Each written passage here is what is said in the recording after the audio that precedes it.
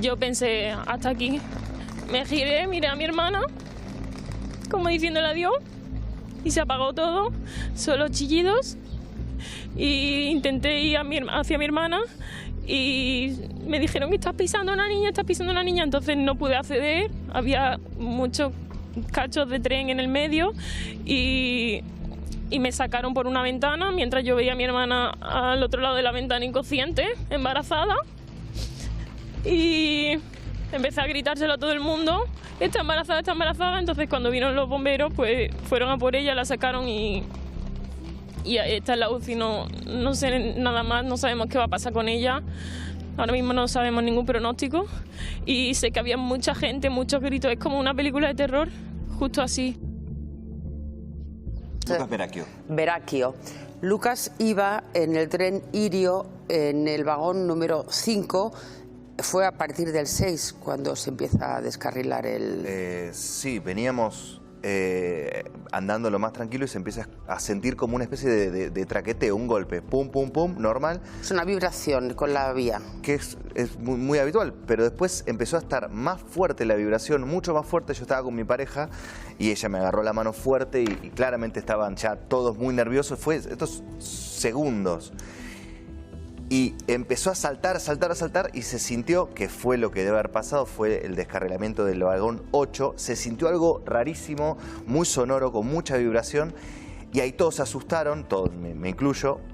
Y ahí pasa el otro tren de Albia por al lado y ahí fue horrible. Porque ahí se apagaron las luces de nuestro vagón, empezó a temblar todo, la gente empezó a gritar.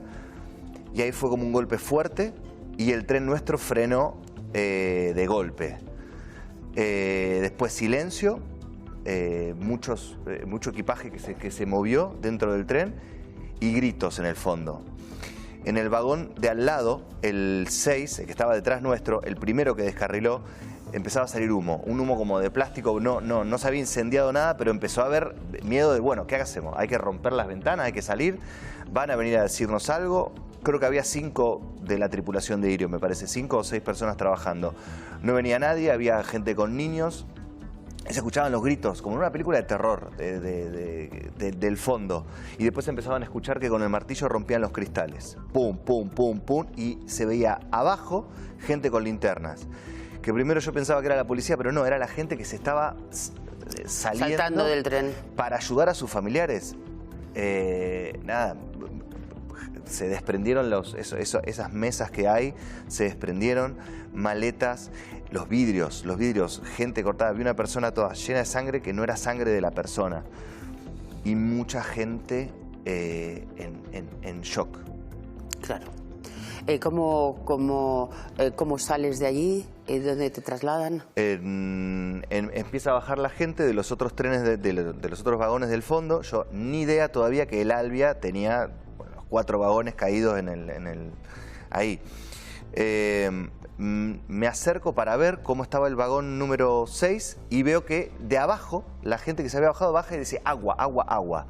Entonces todo el tren empezó a colaborar, a dar las botellas de agua que tenían, con esto, pum. Y con otro chico empezamos a dar agua para abajo.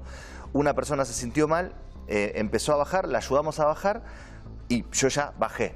Y de repente llegó la enfermera, la ambulancia y ya a disposición de hay que traer algo, hay que llevar algo. Y yo no me había dado cuenta y estaba en camiseta, pero por la adrenalina, con el otro chico que estaba en muletas porque tenía un problema en la rodilla o en la pierna, no sé. Empezamos a movernos y a estar a disposición hasta que llegaron la policía, la Guardia Civil, toda la ambulancia, que habrá sido 40 minutos más o menos. Después del accidente. Después. ¿De allí te trasladan a Madrid? No, de ahí nos quedamos, ahí fue una situación horrible, porque estábamos abajo, entonces toda la gente tenía que ir saliendo del tren y ellos nos decían, que está el video del chico, que creo que lo grabé yo, que dice, salgan de forma ordenada, acá tenemos experiencia para todo esto, no se hagan los rebeldes. Bueno, la gente se portó muy civilizadamente y muchos bajaron saltando. Entonces la gente no sabía dónde ir y se empezaron a juntar en la estación de Adamuz, que está ahí a metros nomás. Y empezaban a aparecer personas con fracturas o con cortes muy grandes o con pedazos de vidrio. Había una chica que estaba como con la mano toda cortada. Nos decían, ¿hay algún enfermero, hay algún médico? Ocúpense de su vagón. para que sea más ordenado. Y abajo se empezó a aparecer, de repente empezó a aparecer cada vez más gente herida, que los trabajadores de la salud todavía no daban abasto. Y lo que nosotros no sabíamos era que el vagón 8 estaba volcado, con personas fallecidas dentro, gente tratando de salir. Había una niña de 10 años que no encontraba a sus papás. Uf. Y había una mujer que había ido al baño en el vagón 8 y estaba el baño ocupado. Y se fue a hacer pis al vagón 5. Madre mía. Y se salvó.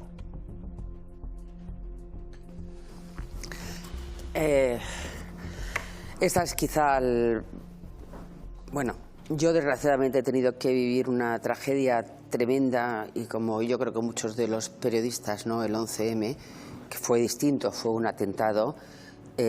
Cuando ayer empezaban las noticias, yo creo que no he podido dormir pensando en el horror que vimos en aquel momento y el que vamos a volver a ver, porque es que todavía hay algún vagón que no se ha podido levantar.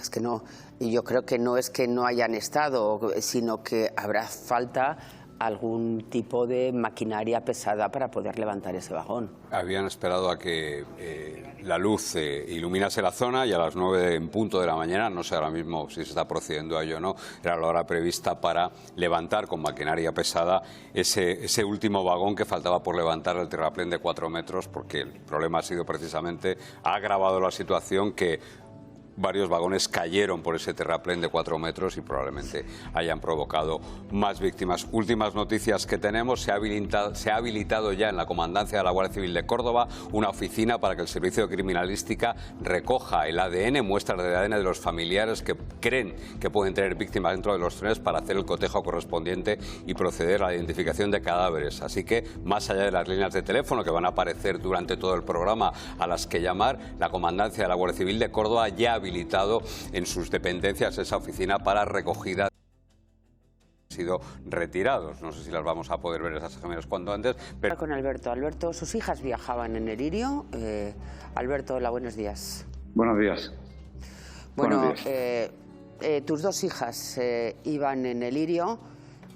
Una de ellas... Y mi yerno. Y tu yerno. Y un perro. Sí, con tu hija es con la niña que hemos hablado, que está buscando a su perrito, pero sí. Tu otra hija está en la UCI. Está en la UCI, está con, no sabemos si hay lesiones cerebrales o no, está por determinar, y está intubada, inconsciente, y además tiene una fractura de vértebra que tampoco sabemos el alcance de momento que pueda tener. O sea, su situación es bastante preocupante. ¿Está embarazada? Está embarazada de 5 meses, sí. Madre mía. Y tampoco sabéis... El bebé parece que late, es lo único que sabemos sobre el bebé. Ay, qué buena alegría. Madre mía, Alberto. ¿Y tu yerno? Mi yerno ha salido bastante bien parado, afortunadamente. Unas pequeñas lesiones en el oído y un esguince de tobillo, nada más. ¿En qué tren iban? En el Irio, en el Málaga, Córdoba. En el vagón número 7, concretamente. En el 7, madre mía. Sí. Es uno de los que es uno de los más perjudicados. Sí. Bueno, dice mi hija pequeña, porque la mayor evidentemente no podemos hablar con ella, ya veremos cuándo, que aquello era una escena pues dramática, ¿no? De ver gente saliendo, rompiendo cristales, unos podían, otros no, unos se movían, otros no. En fin, me imagino que lo podéis imaginar, ¿no? Más o menos. Sí, pues mira, hemos hablado con tu hija, vamos a escuchar lo que nos ha contado a primerísima hora de la mañana. Vale. Vamos a verlo. Yo pensé, hasta aquí. Me giré, miré a mi hermana, como diciéndole adiós, y se apagó todo, solo chillidos. Y intenté ir hacia mi hermana y me dijeron que estás pisando a una niña, entonces no pude acceder. Había muchos cachos de tren en el medio y me sacaron por una ventana mientras yo veía a mi hermana al otro lado de la ventana inconsciente, embarazada. Y empecé a gritárselo a todo el mundo, está embarazada, entonces cuando vinieron los bomberos pues fueron a por ella, la sacaron y está en la UCI, no sé nada más, no sabemos qué va a pasar con ella, ahora mismo no sabemos ningún pronóstico y sé que había mucha gente, muchos gritos, es como una película de terror, justo así. Bueno, Alberto, ¿tú dónde te encuentras tú? Yo en Córdoba. Llamé a mi hermano inmediatamente. Estábamos en Málaga. O sea, yo lo había dejado a toda la familia en la estación de Málaga. Y estaba con mi mujer tranquilamente hablando y tal. Entonces, bueno, nos sonó un número desconocido, porque los teléfonos de toda la familia no sabemos dónde están. Y resulta que era Ana, la que habéis escuchado, comentándonos todo esto. Entonces, mientras me vestía rápidamente, ya digo, en mi casa en Málaga, pues llamé a mi hermano, que es el que me hizo de conductor, por decirlo así, porque yo no estaba en condiciones de conducir. Y de hecho aquí lo tengo a 2 metros de mí. Y ya está, es lo que puedo decir. Estoy en Córdoba y ahora esperando a la 1 que nos digan algo, que es cuando dan noticias, ¿no?, sobre los pacientes. Claro, tú te has ido para estar allí al lado de tu hija. Sí, bueno, con mi mujer, ojalá Alberto, bueno, está en el hospital de Santa Sofía, en el Infanta Sofía. Reina Sofía de Córdoba. Es un magnífico hospital. Sí, lo sé, lo conozco. Y yo espero de verdad que os den buenas noticias a la 1, aunque es muy pronto, pero bueno, has conseguido sacarla y vamos a ver cuál es cuál es la evolución, ¿no? Te podría pedir una cosita solamente. Lo que tú quieras. Evidentemente las personas están por delante, o por lo menos así lo veo yo. Pero podéis poner otra vez la foto del perro por si alguien lo viera, porque mis 2 hijas, para mis 2 hijas el perro es familia, ¿no? Dice lo estamos poniendo ahora mismo. Ahí la tienes en imagen. ¿Qué es, un cocker o...? No, es un segunda mano, digamos, de una protectora. Lo cogió mi hija hace ya bastante tiempo y bueno, es un... No sé muy bien lo que es, pero vamos, 20 kilos más o menos aproximadamente. Y ¿cómo se llama? Se llama Boro. Boro. Boro, con B de Barcelona. Como un amigo nuestro, un compañero nuestro que se llama Boro también. Bueno, pues ahí se ha quedado y seguramente la chapita que se ve ya no la tiene. Seguramente aparecerá. El perrito igual está perdido y seguro que Nadamuz lo encuentran. Ojalá lo encuentren, pero sobre todo que tu hija se recupere lo más pronto posible. Hombre, por favor. Que es lo más importante. Ojalá mande un WhatsApp diciendo que está mucho mejor y que le han dado el alta. Ojalá. Pedro, tienes una situación complicadísima porque estás recién operado, llevabas muletas, viajabas con tu novia, que además es médico, y nos gustaría a todos conocer cómo estás ahora y cómo lo vivisteis. Me imagino que ha sido lo más traumático que has pasado en tu vida, Pedro. En un primer momento no era consciente de lo que había pasado. Es decir, lo mismo que ha dicho Lucas, no era consciente hasta el momento que empezaron a decir sanitario. De repente aparecieron cinco médicos en mi vagón. Yo estaba en el vagón 6 y cuando vino mi pareja me dijo: hay una chica fallecida, y es cuando tomé conciencia realmente de lo que estaba pasando. ¿Vale? Entonces, bueno, a raíz de ahí desalojamos el tren, ¿vale? Nos fuimos al vagón 5, que ahí estaba también Lucas. Y bueno, en ese vagón pues seguíamos sin creernos mucho las cosas y hubo un momento en que, bueno, pues mi novia y otra chica que eran médicas, compañeras del hospital de Getafe, se asomaron por la ventana y vieron realmente lo que había pasado. Es decir, no sabíamos lo que había delante del tren. Vieron que el primer vagón estaba totalmente volcado y en ese momento se miraron y dijeron: nos tiramos al barro, y se fueron las dos para adelante y solas. En ese momento no había nadie. Se fueron a ver qué es lo que podían hacer. Yo en ese momento, ¿qué hice? Pues junto con Lucas, que de hecho está con vosotros, empezamos a pedir agua, empezamos a pedir cosas, las acumulamos en la puerta. Las dos chicas que eran enfermeras, en el momento que ellas empezaron a traer gente, también bajaron, empezaron a atenderlas y lo que hicimos pues fue ayudarnos.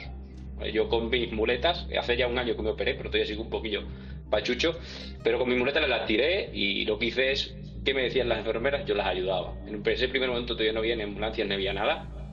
Llegó una primera ambulancia y en esa ambulancia el técnico y la enfermera se fueron con los médicos. Creo recordar que había 5 en el tren.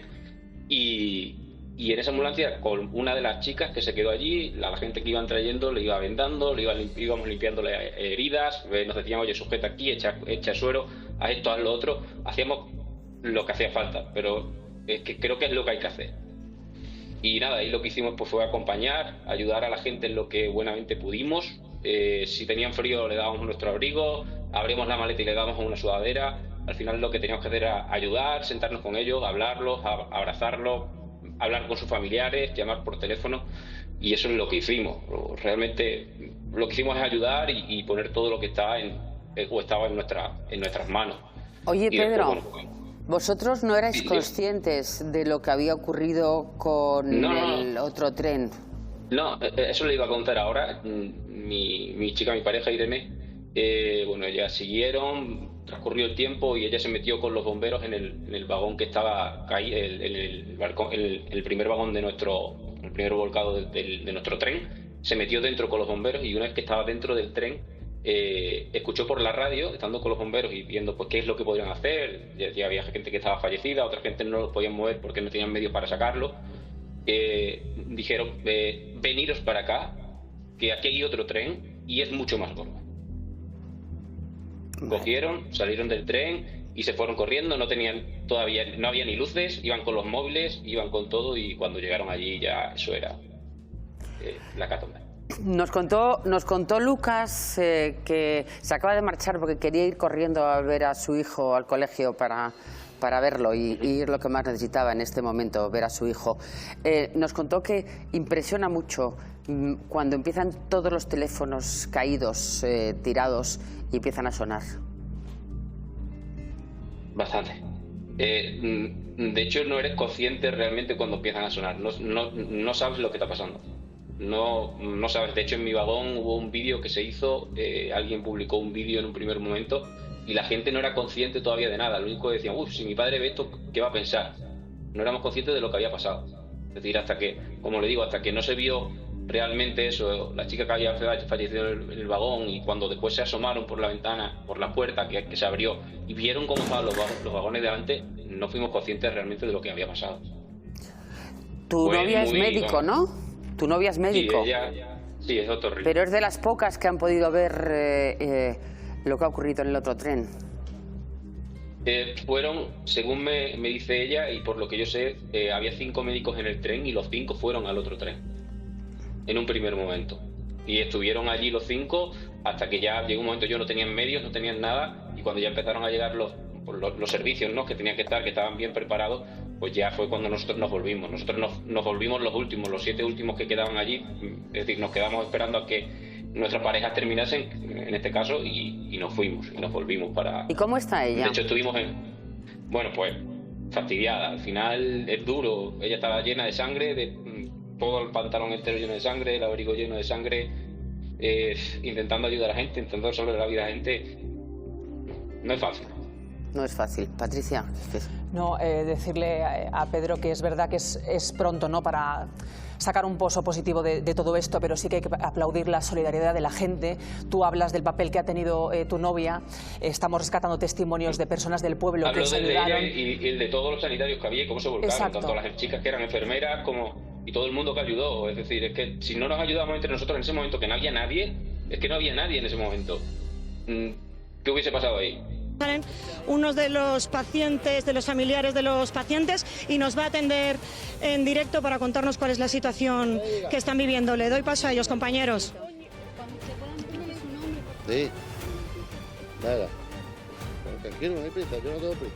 Como os decía Javier, hoy no se necesita más sangre. La sangre es un producto perecedero, por eso piden en el hospital que sigan donando, pero en los próximos días, porque hoy estarían las necesidades cubiertas. Estamos a la espera de que nos atienda uno de los familiares de las personas que siguen aquí ingresadas tras ese accidente tan grave que se ha producido en Adamuz. Cuando usted quiera, nos dice primero su nombre, por favor. Mi nombre es Juan Barroso Rodríguez, soy de Punta Umbría. Yo estoy buscando a 4 familiares míos. Desde ayer, desde las 8:30 o las 9 de la noche. Desde las 8:30 de la noche he recorrido todos los hospitales de Córdoba, todos los hospitales de Jaén. He estado en 3 puntos que han puesto los sinvergüenzas estos, ¿vale? Porque son unos sinvergüenzas. Porque estamos hartos de llamar a Renfe a ver en qué vagones iban mis familiares, no me lo dicen. Me han dicho que un sobrino mío, supuestamente el segundo que hay con vida, porque los otros están muertos hipotéticamente, ha entrado aquí a hacerse una radiografía de la pierna. Y vengo aquí y que no me pueden dar los datos porque se los tienen que dar el padre. Pero ustedes son subnormales o qué carajo pasa, gilipollas. Es Bueno, que son lo que tenemos, lógicamente ahora mismo es el malestar de familiares que están pidiendo información. Vamos a escucharle, pero lo que estamos viendo es la frustración de quien, como nos está diciendo, tiene 4 familiares perdidos. Calma hoy porque esto está siendo complicado para absolutamente todos, también los hospitales que están haciendo lo posible. Vamos a intentar escucharlo, pero insisto, hoy cabeza fría, ánimos fríos, hoy no es día para... Una niña con 6 años que salió por sus propios medios, ¿vale? Los otros 4 no han salido, que sepamos. Y después, haciendo como nos tenemos que mover nosotros porque nadie nos echa cuenta, pues ya hemos tenido que recurrir ahí hospital por hospital, hemos llamado 100 veces a todos los hospitales y al final hemos tirado de amigos y uno de nuestros amigos nos ha dicho, no sabemos si es verdad o mentira, que al niño lo trajeron aquí en la ambulancia y se le ha hecho una placa de la pierna. Y vengo aquí a pedir información y que no me la pueden dar porque no soy familiar directo. ¿En qué cabeza cabe? No creo yo que haya que ser muy insisto, listo, entiendo vamos. la frustración y Una es persona que ha comprensible que perdido los 4 hospitales no familiares. faciliten información. Sobre claro, todo cuando no eres el hospital familiar tiene que directo. cumplir, es absolutamente lógico. O sea, yo entiendo al señor, lo entiendo, pero cabeza fría.